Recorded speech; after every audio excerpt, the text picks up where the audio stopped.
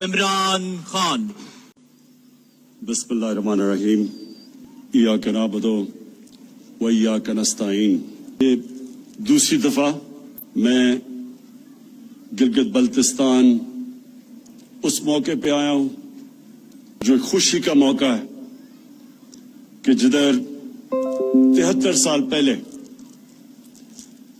یہاں کے گلگت سکاؤٹس نے اپنی جان کی قربانی دے کے گلگت بلتستان کو آزاد کروایا. تو مجھے آج بڑی خوشی ہے کہ میں اب دوسری دفعہ دوسرے سال پھر یہاں آپ کے ساتھ خوشی بنانے آیا ہوں. اور انشاءاللہ جب تک میں وزیر اعظم رہوں گا میری ہمیشہ کوشش ہوگی کہ یہ جو دن ہے 1 نومبر یہ میں آپ کے ساتھ گزاروں. میں گلگت 15 سال کی عمر پہ پہلی دفعہ آیا. تب یہ کاراکورم ہائی وے بن رہا تھا. میں اپنے اسکول کی ٹریکنگ ٹیم کے ساتھ آیا اور وہ جو 15 سال سے مجھے ٹریکنگ کا شوق ہوا وہ آج تک ہے. اور وہ اس لیے کہ اس سارے علاقے میں جو ٹریکنگ ہے وہ دنیا میں کہیں نہیں ہے. یہ وہ اللہ نے اس علاقے میں وہ خوبصورتی دی ہے اور اس طرح کے جو پہاڑ ہیں اور ان پہاڑوں کے اندر جو علاقے ہیں وہ کہیں دنیا میں نہیں ہے. تو میں صرف ایک میرا پرائم منسٹر بننے کا ایک نقصان یہ ہوا کہ میں اب ٹریکنگ نہیں کر سکتا, لیکن جب بھی موقع ملا تو انشاءاللہ یہاں پھر سے آؤں گا ٹریکنگ کرنے کے لیے. خواتین حضرات, آج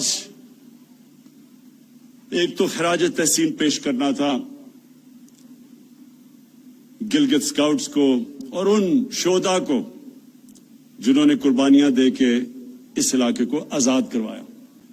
دوسرا, میں نے آج گلگت بلتستان کے لوگوں کو دوسری بھی مبارک دینی تھی, اور وہ یہ کہ جو ہم نے فیصلہ کیا ہے کہ گلگت بلتستان کو پروونشل سٹیٹس دینا ہے, جو ان کی ڈیمانڈ تھی بڑی دیر کی,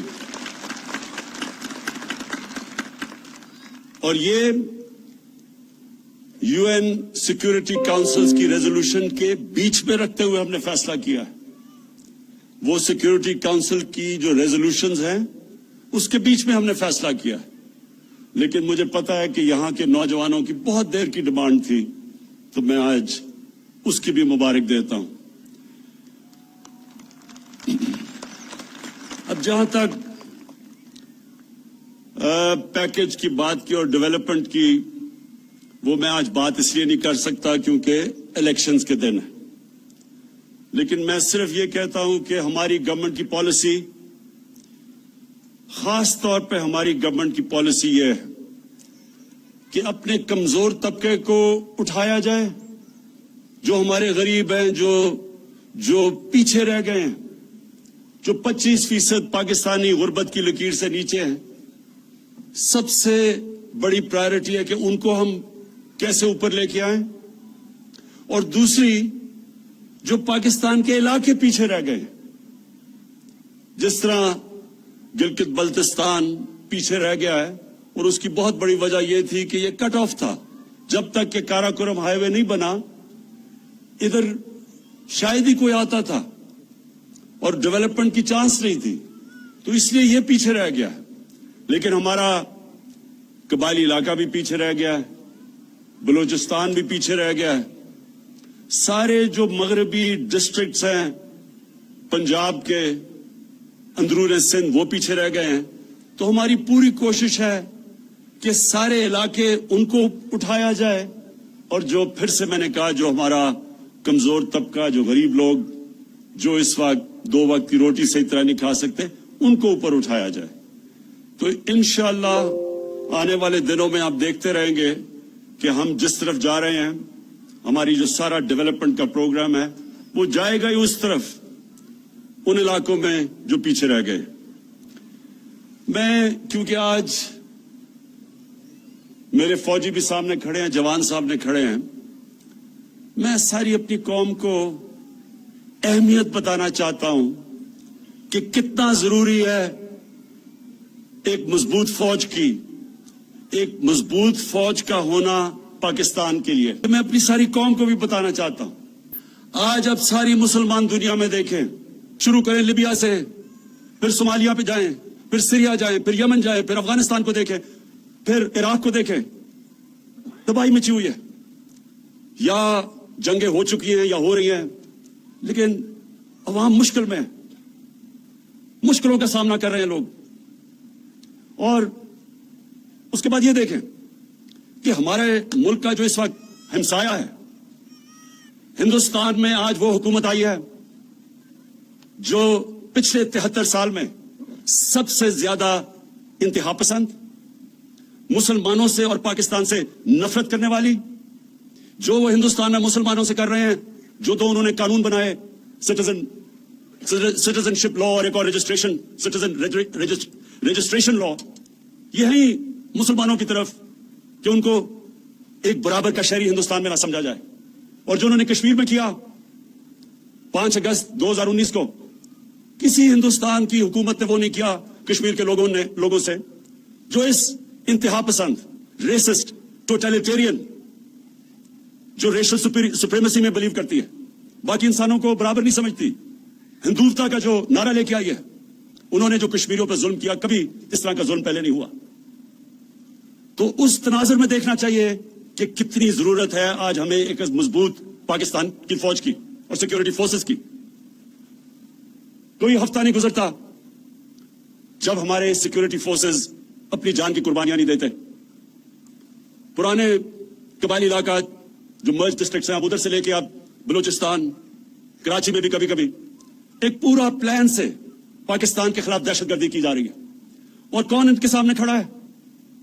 ہمارے فوجی, ہماری سیکورٹی فورسز جو اپنی جان کی قربانیاں دیتی ہے.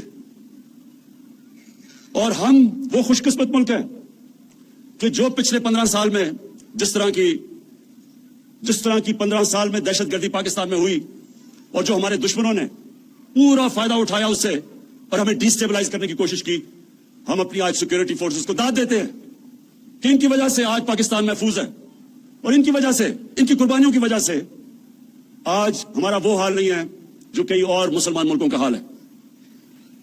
اور ہمیں یہ بھی پتا ہے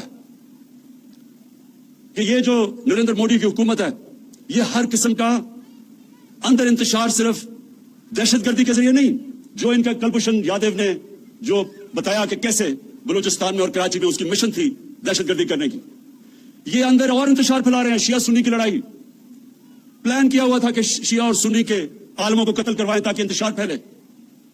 اور وہ بھی میں آج داد دیتا ہوں اپنی انٹیلیجنس ایجنسیز کو کہ جنہوں نے بہت ان کے پروگرام تھے انتشار پھیلانے کے, وہ پاش کیے. میں آج جو آخر میں بات کرنا چاہتا ہوں وہ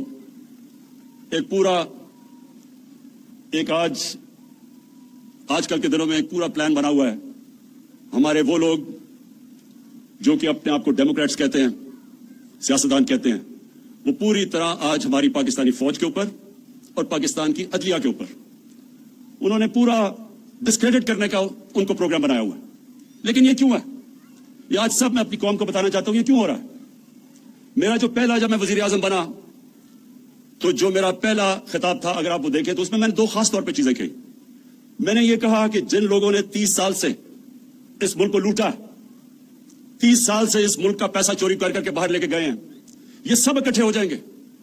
یہ اکٹھے میرے خلاف اس لیے ہوں گے کہ ان کو پتا ہے کہ میرے تو 24 سال کی کیمپین ہی یہ تھی کہ اس ملک میں کرپشن کا سامنا کریں. جب تک کرپشن ہے ملک آگے نہیں بڑھ سکتا. اور میں نے کہا یہ سب اکٹھے ہوں گے. اور میں نے دوسری بات کہی کہ جس چیز میں پاکستان کا فائدہ ہے اس چیز میں ان کا نقصان ہے, اور جس چیز میں ان کا فائدہ ہے وہ پاکستان کو نقصان ہے. یہ چاہتے ہیں کہ ان کی ساری کرپشن جو انہوں نے اس ملک کا پیسہ لوٹ کے باہر لے کے گئے ہیں, یہ چاہتے ہیں کہ کسی نہ کسی طرح مجھے بلیک میل کریں اور میں ان کو این آر او دے دوں, یعنی کہ ان کو معاف کر دوں جو انہوں نے اس ملک کا پیسہ چرایا.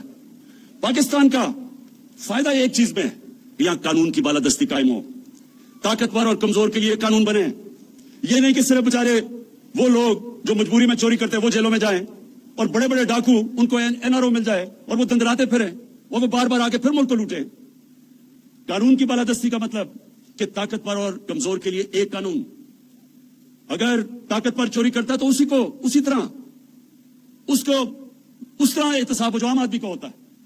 تو یہ میں نے کہا کہ ان کا جو انٹرسٹ ہے وہ پاکستان کے انٹرسٹ کے خلاف ہے اور یہ آج ثابت ہو رہا ہے. سب اکٹھے بھی ہو گئے اور پوری طرح بلیک میل. پہلے انہوں نے مجھے بلیک میل کرنے کی کوشش کی معاشیت پہ. الیکشن جی غلط ہو گیا, ہم نے کہا کھول دو الیکشن. ادھر سے بھی بھاگ گئے.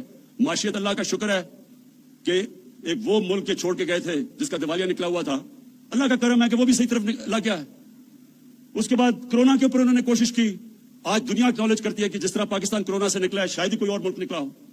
پھر فیٹف کے اوپر جو ہندوستان پوری کوشش کر رہا تھا کہ پاکستان کو فیٹف میں بلیک لسٹ کروائیں, اس پہ بلیک میل کرنے کی کوشش کی. اس میں بھی میں بلیک میل نہیں ہوا. تو اب انہوں نے پاکستانی فوج کی طرف, پاکستان کے آرمی چیف, ISI کے چیف کے اوپر اب انہوں نے بندوقیں تانی ہوئی ہیں.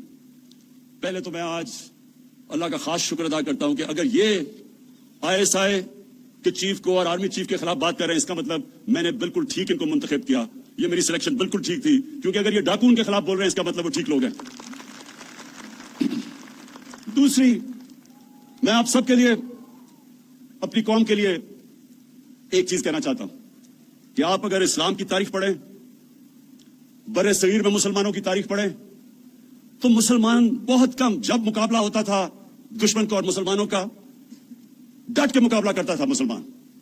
لیکن نقصان مسلمانوں کو تب سب سے زیادہ پہنچایا مسلمانوں کے میر جعفر اور میر صادق نے. یہ وہ غدار تھے جو اندر سے سازش کر کے مسلمانوں کو, انہوں نے ان قوموں کو غلام بنا دیا صرف ذاتی فائدوں کے لیے. قرآن شریف میں منافق کا درجہ کافر سے نیچے رکھا ہوا ہے, کیونکہ وہ آپ کا بننے کی کوشش کرتا ہے, وہ اندر سے جڑیں کاٹ دیتا ہے. جنگ خندق میں جب نبی صلی اللہ علیہ وسلم مکہ کے کفار کا مقابلہ کر رہے تھے تو اتنا ہی بڑا جتنا کفار کی فوج تھی, اندر منافقین سے خطرہ تھا, اور اس لیے اللہ نے کہا تھا کہ ان کا درجہ کافر سے نیچے, یہ زیادہ نقصان پہنچاتے ہیں. اور آج ہم پاکستان کے میر جعفر, میر صادق اور میر ریاض صادقوں کو دیکھ رہے ہیں. یہ وہ لوگ ہیں جو آج نریندر موڈی کی زبان بول رہے ہیں. دنیا نے کہا کہ جس طرح پاکستان نے پلوامہ کے بعد اپنے آپ کو کنڈکٹ کیا, مجھے سارے دنیا کے ہیڈز آف اسٹیٹ کے مبارکی کے میسیجز آئے, اور یہ آج کہہ رہا ہے کہ جناب پاکستان نے ڈر کے کیا, جو کہ نریندر موڈی نے ساری الیکشن کیمپین کی تھی اس پہ. اور سارا مقصد, ان کا مقصد ہے کیا؟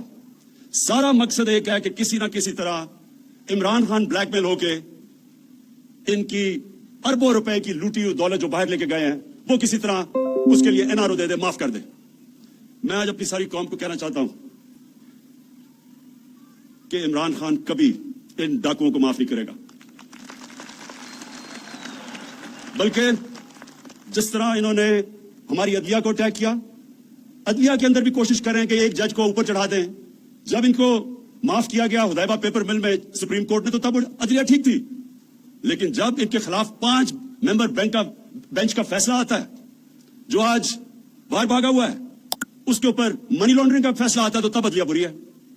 اسی طرح جو فوج کے اوپر پریشر ڈالا ہوا ہے, یہ صرف اور صرف کوشش ہے کہ کسی طرح ہم اتنے پریشر میں آئیں کہ ہم ان کو معاف کر دیں. اب تک میرا پورا زور تھا پاکستان کی معاشیت ٹھیک کرنے کا, کیونکہ ہمارے ملک کی معاشیت کا بہت برا حال تھا. معاشیت کے اوپر ابھی بھی میں زور لگاؤں گا. یہ میں آپ سب کو کہہ دوں کہ ابھی بھی انشاءاللہ معاشیت پہ زور لگا رہے ہیں, کیونکہ وہ اللہ کا کرم ہے صحیح طرف نکل گئی ہے. لیکن اب میں قانون کی بالادستی کے اوپر اتنا ہی زور لگاؤں گا.